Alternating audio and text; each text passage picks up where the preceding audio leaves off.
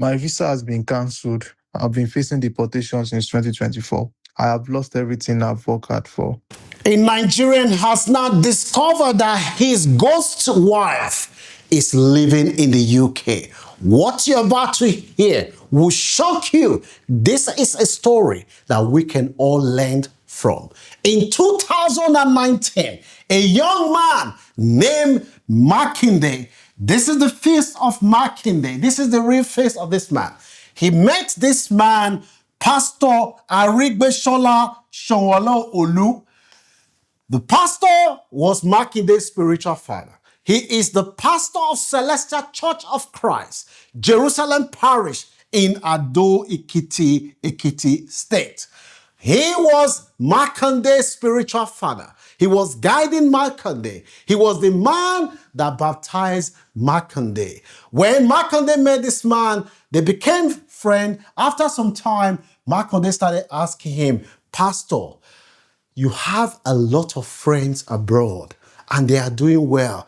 Please tell them to help me. I can raise the money. I just want a reliable person. The pastor says, son, don't worry. I know someone I trust. This person has been doing it for a lot of people. He will help you to come to the UK. They tried Canada. Canada didn't work. They said you need to go to the UK, Queensland. Surrey University was identified. Before you know what was happening, Makinde gave this guy 5 million to the pastor and 2,000 pounds school fees was paid as deposit. Before you know what was happening, Makinde was in the UK. Welcome to the world of the agent. The agent's name is Waliu Aderogbe Shita. His company is Fans Educational Consultant. This is the man who you're about to discover what he did. You will be shocked, and this story will stuck in your mind. This guy in question helped Makinde. Makinde was in the UK. When he arrived in Heathrow Airport, he did not know anybody.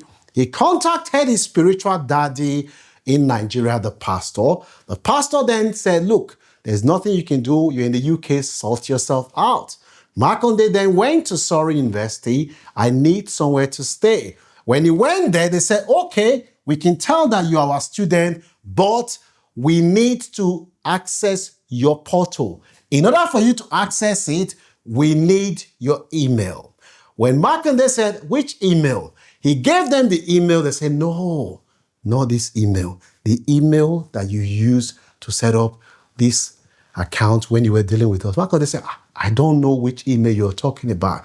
Before you know what was happening, Makinde put a call through to the agent. The agent told Makinde that, look, I can't give you the email because myself, I don't know it. After some time, the university then decided to remove that email and create new email in the system for Makinde. A few months later, Makinde got visa sponsorship. When Makinde came to the UK, it was that time when students can come in today, get a sponsorship job, and they switch their visa. Makinde was doing a job where he was earning more than £2,500 a month, and he bought himself a nice car. He rented a one-bedroom house. Makinde was saying, life is sweet. I'm earning more than 5 million naira in the UK now. That was when Makinde decided, my girlfriend that I got married to before I came, the love of my life, the weather in England is cold. I need somebody to keep me warm so that so that my pipe can continue to keep me going. Makinde then applied for his girlfriend. When he applied for his girlfriend, that was when he received the shock of his life. The Home Office refused the application. They told Makinde that, look, Makinde, you have been married. You put the name of your wife in the application. Why are you not bringing in another wife in this country? You are committing crime. Makinde was shocked. He went back and told the Home Office that, look, you guys made a mistake. I have never been married. I'm a single man. The only woman I have is in Nigeria. The Home Office refused the second application. When they refused the second application, that is when Makonde knew that something wasn't right. He immediately contacted a lawyer who told him that he needs to apply for subject access request. That is a request that you made to the Home Office to say, look, I want to see the information that you guys have about me. Home Office then told him that, Baba, you are married and their wife's name is Dolakwa Fasat Yusuf. Remember the name? Dolakwa Fasat Yusuf. If you know this woman, tell her to contact me as we speak. They told this young man that Dolakwa Fasat Yusuf is your wife, and because you lied and you want to bring another woman, Makonde was at work one day when they received email that his visa has been cancelled. In fact, Makonde peed on his body that day. Hey! They canceled my visa. They canceled his visa. They told him he has to leave the country. A man who was flexing, a man who had high hope, high dream, is already dreaming of his children being born in the UK, speaking with a British accent, and all of a sudden, his world crumbled overnight. Makonde couldn't believe what was happening. He called his agent while all this thing was going on. The agent told him, Baba, carry your cross. The agent was giving him one excuse, I didn't put any woman, When he called his spiritual daddy, Pastor Aribishola, the pastor of Celestial Church of Christ, Jerusalem Parish in Ado-Ekiti, pastor told him, Baba, carry your cross. Carry your cross, all mine for himself, God for us. Before you know what was happening, the pastor blocked Makonde, said, there's nothing for you again. Makonde presented evidence to show that he's innocent, that he never knew anything about this. The Home Office said, that's your own. Makonde was frustrated. Despite the evidence, he then contacted a prominent lawyer in Nigeria. They got in contact with the Inspector General of Police, and this agent was arrested in Lagos and flown to Abuja. The agent admitted that, yes, I added a woman to the application, but I did not tell Makonde. Before you know what was happening, Makonde was spending money, doing all these things to prove to the Home Office that he is innocent of this case. He lost his job, financial stability, his dream that he has. Everything crumbled overnight. Makonde then found himself. Makonde, what is the impact on you? Honestly, this has really affected me in several ways. I was earning more than 2005 in a month. I had a car. I have my own house that I was renting. I was paying council tax. I was paying my bills by myself. I was planning to bring in my wife to join me in the UK so that we can start a family together. Now, I am homeless. I'm facing deportation. My visa was cancelled with immediate effect. Honestly, both of them have ruined my life. As you heard from Makonde, his life has been torn apart as we speak today. Now, what are the lessons that can be learned if you are applying using an agent to do anything, or you know somebody? The best advice you can take from me, if an agent represents you, as soon as they finish, tell them to give you your visa application, to give you the login to your portal, your email. If they do not give you, tell them. In fact, before you even start anything with an agent, make sure you have access, because I've seen people that have been returned from Canada because of this. This is not the first time. So now, Makonde has lost everything. He trusted the pastor.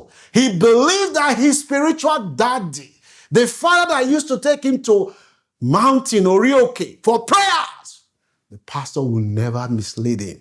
He's a man of God. He will never mislead him. What Makonde did not know that on the last day, Omar for himself, even pastor will carry his own cross as well. This is the story of Makonde. Newspapers in Nigeria, they've published Makonde's story. Makonde's life has been ruined. A man who went from receiving £2,500 or more, this guy is now homeless, sleeping on the street. needing help to live in the UK. That is why we are appealing. Now, the lady whose name was used in this thing, I have your picture. I have seen your picture. The only reason I did not post your picture in this video is because I believe you yourself might be an innocent. That is why I am appealing to you to come forward, contact me. Let us try see how you and Makinde can work together so we can resolve this issue, because you yourself might be a victim. But if you do not contact me within 7 days, I will post your picture for the whole world to see. So the ball is now in your court. One of the biggest killers in the Western world is isolation and loneliness. A lot of us work hard from work to work. We don't really have time to socialize, especially in the winter months when it's very dark and cold. That is why one of the reasons people live longer in Japan is because of the relationship, the human relationship. In order to mitigate that, the Lunch Club has come up with the ideas where we will introduce decent, honest, beautiful people to themselves, because every human being is beautiful, so that they can find love. Every human being deserves to be loved and loved in return. Love makes the world go round. When you have the right person in your life, life is sweet like honey. I want you to taste it. Today we have this beautiful bunny in the house. She is from Botswana. She's a beautiful woman, beautiful inside and outside. She lives in Republic of Ireland. She has never had a child before. She described herself as a God-fearing woman. She said she is looking for a man, best friend, a partner. He should be a sober habit and a God-fearing. I am a 62-year-old woman who has never been married, no children, from Botswana, lives in Dublin, in Republic of Ireland. I am looking for a matured man who treats me like a queen, a man who will be my best friend, very financially stable and very honest at the same time. Nigerian women are very beautiful. They are very nice. But South African women, Botswana, there's something in that land. You want to taste it. This could be the best one for you. The only drawback is that she said she doesn't want Niger man. She said Niger man, they have done some shege before. So we respect her choice, but we will still match her, because here we believe in love. So if you're interested in this lady, reach out to me and I will do a quick check. If you pass the check, I will then link you to her. Those scammers that have already started contacting me, telling me you are working in the sea, or you are working, some of them have sent me pictures of nurses to say, oh, this is my picture. Bro, we've done those things. You can't scam me. This platform, we are fighting against scammers. You will be caught. I will do a video call before I introduce anybody. You will not destroy the name that I've taken years to build. So if you are interested, let me know. What is your view about Makinde? Do you have any sympathy for this man who came to the UK with high hope? He's now facing deportation because of the pastor and his agent. Let me know what your views are in the comment section. Don't forget to like, share, and subscribe to this channel. To those of you that have been supporting us, thank you so much for all your love and support. If you have any story that you want to share with myself and the team, you can reach us on our WhatsApp number.